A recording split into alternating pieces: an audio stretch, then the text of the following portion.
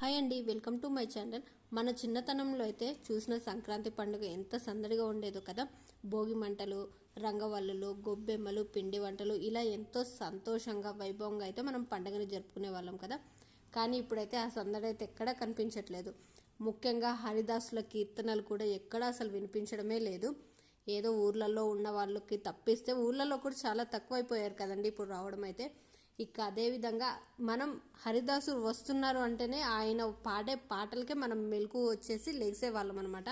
ఆ విధంగా ఉండేది ఒకప్పుడే సంక్రాంతి పండగ అంటే. ఇక ఇప్పుడున్న రోజుల్లో అయితే అందరూ సిటీలోకి రావడము, ఇక సిటీలో హరిదాసులు ఎక్కడ చెప్పండి. ఇక హరిదాసులు పాటలు, ఇంకా అదేవిధంగా ఆయన తలపై ఉండే అక్షయ పాత్ర, ఆయన మెడలో పూలదండలతో అయితే ప్రతిరోజు అంటే సంక్రాంతి వస్తుంది అంటే మ్యాక్సిమం ఇక జనవరి నెల నుంచే మనకైతే హరిదాసులు అయితే కనిపిస్తారు కదండి. ఇప్పుడున్న రోజుల్లో అయితే హరిదాసులు అయితే కనుమరుగైపోయి